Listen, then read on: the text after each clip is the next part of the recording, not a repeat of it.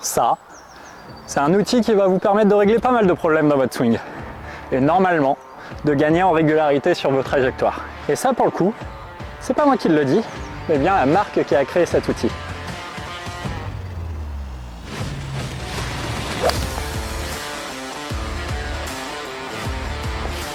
Baby Draw, incroyable.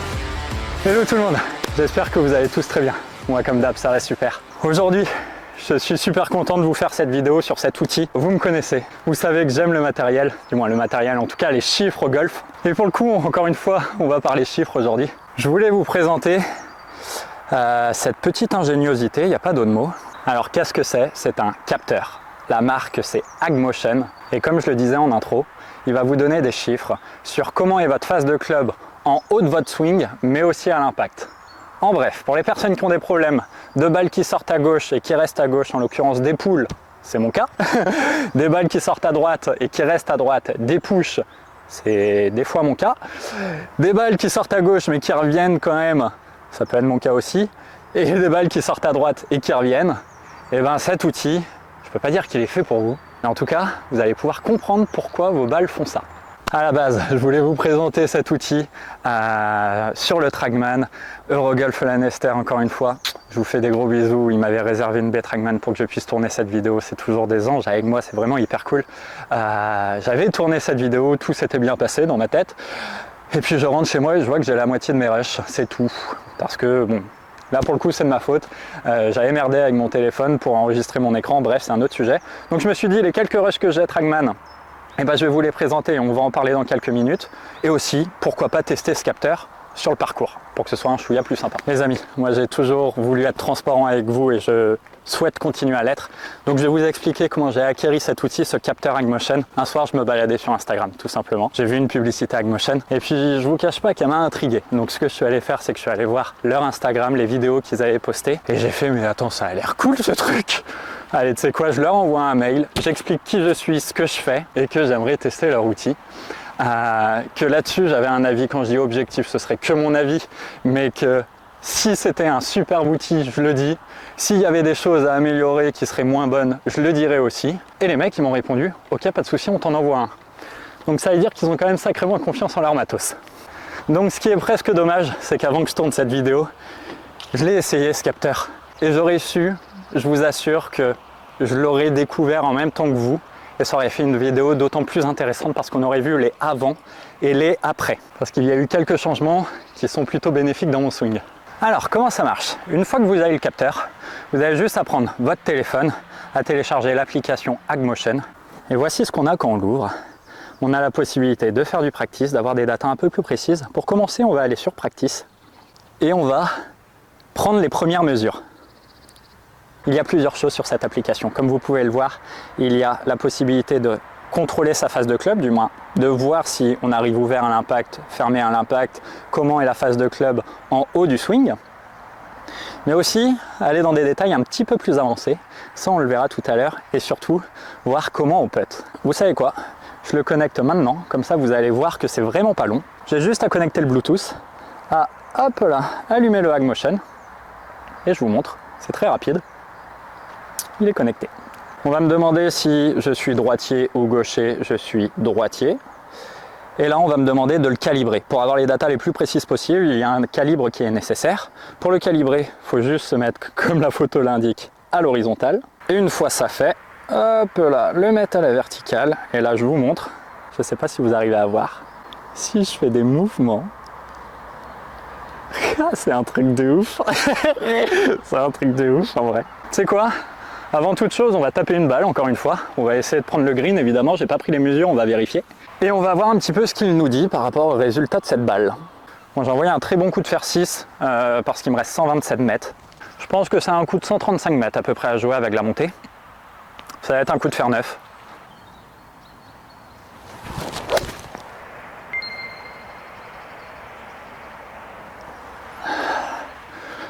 Honnêtement, elle est un peu grasse.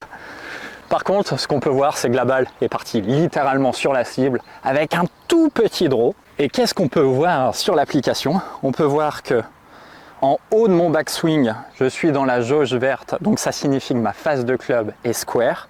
Et à l'impact, je suis toujours dans la jauge verte, donc ça veut dire que je suis arrivé face de club square. C'est presque dommage d'avoir des résultats qui sont bons, même s'il y a eu une gratte, parce que je vous cache pas que mon premier entraînement, c'était pas du tout ça. Bon, on est évidemment court, vu la gratte que j'ai faite. Donc ce qu'on va faire, c'est qu'on va mettre un coup de 54 degrés. Parce qu'il y a quand même 30 mètres à peu près à flyer jusqu'au drapeau. Allez. Allez, go. Un petit peu court. Pour le coup, j'ai entendu un bip. Ça veut dire que j'avais oublié d'éteindre le capteur. Et effectivement, en haut de mon backswing, ma face de club était square.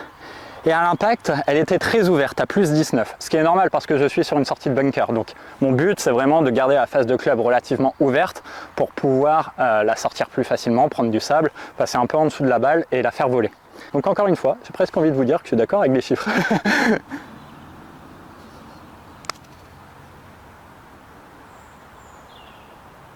Ah, c'est pas un très bon putt, honnêtement. La question qu'on pourrait se poser, c'est à qui c'est destiné? Je pense à tout niveau, réellement. Ce que je viens de vous montrer à l'instant, c'est les datas qui me semblent les plus simples à comprendre pour les personnes qui ont des problèmes de trajectoire de balle.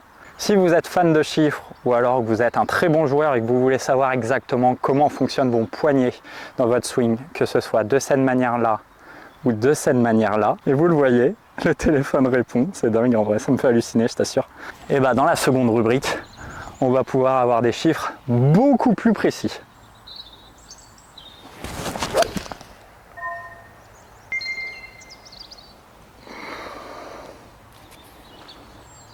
Elle est à gauche. Ça, c'est mon raté habituel. Donc là, le capteur, le HagMotion, me dit qu'à l'adresse, ok, je suis plutôt bien. J'ai quand même le poignet relativement cassé. Ça, faut faire attention. Ça veut dire que je peux avoir facilement une face de club ouverte parce que poignet bombé, plupart du temps, égale face de club fermé. Poignet cassé égale face de club ouverte. En haut, j'étais bien. À l'impact, je l'étais aussi. Et maintenant, on va voir comment tourne mes poignets dans ce sens-là. Et en l'occurrence, à l'adresse, c'est totalement OK. Alors, moins 30, je vous le dis direct parce qu'il y a écrit est-ce que vous avez un grip neutre, un grip fort, un grip faible. Moins 30, on est sur un grip relativement fort. Alors, pas hyper fort, mais voilà, assez fort. Ça représente un grip un peu comme ça. Ça, c'est grip neutre, ça, c'est grip faible, ça, c'est grip fort, pour faire très simple. En haut de mon swing, ils sont plutôt bien. Et à l'impact, on revient quasiment à l'adresse, c'est-à-dire moins 30, moins 29 entre l'adresse et l'impact. C'est carrément OK. Et pourtant, je ne suis pas sur le green, je suis légèrement à gauche. Du coup, deux choses possibles. Soit c'est une erreur d'alignement, parce que ma face de club est arrivée square à l'impact. Soit c'est un chemin de club qui est vers là.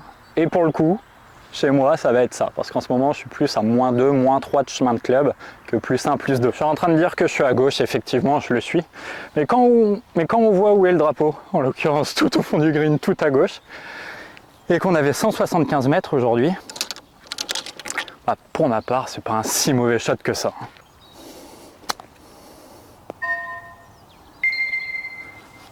Il a pris mon chip. Bon, je vous la fais courte, mais les chiffres sont bons, ce qui est, je pense, normal sur un coup de chip. Et ce que je trouve plutôt chouette, quand les personnes ont des problèmes de balle à gauche, de balle à droite, de contrôle de face de club, c'est qu'évidemment, ils ne vous laissent pas sans réponse. Et vous avez la possibilité d'aller faire des drills. Il y a des vidéos qui sont explicatives, comment ressentir la bonne position avec un son sonore qui vous permet d'avoir des retours en direct et d'imprégner une sensation, un ressenti. Et je vous le montre là au Trackman sur les quelques rushs que j'ai eu. J'avais tendance à laisser la face de club à gauche avec un chemin de club légèrement à gauche, donc ça faisait des balles qui étaient droites mais à gauche. Et une fois que j'ai fait ces drills, j'ai réussi à ramener la face de club square. On était à plus 0,8 sur la fin, même légèrement un tout petit peu ouverte, mais c'est ce que je recherchais. Donc c'est quand même cool de se faire aider comme ça.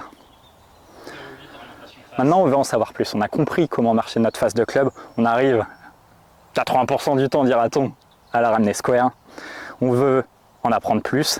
Il y a possibilité d'avoir des vidéos coaching avec des drills, quelques petites astuces. Les défauts de swing les plus récurrents et comment les corriger, que ce soit à l'impact, je vous l'ai dit, quand le poignet est trop en flexion, donc face de club fermé, trop en extension face de club ouverte ou en haut du backswing, pareil, on a les réponses. Et on a même la possibilité d'apprendre à faire des balles basses et très spinantes. Là en l'occurrence, on va pas faire une balle qui spin parce qu'on fait une mise en jeu, on va faire une balle basse, au fer 4. Pour les personnes qui ne me connaissent pas, j'ai tendance à avoir des trajectoires de balles relativement hautes. Donc une balle basse pour moi, c'est une balle qui est 15 mètres et moins en termes de hauteur, quoi. Oh, elle est incroyable, mec.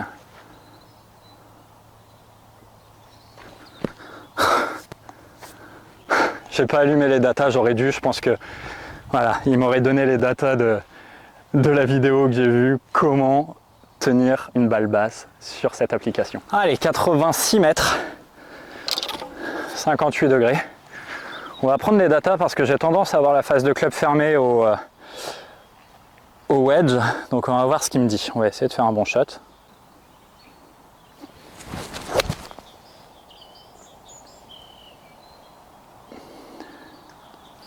C'est un bon shot.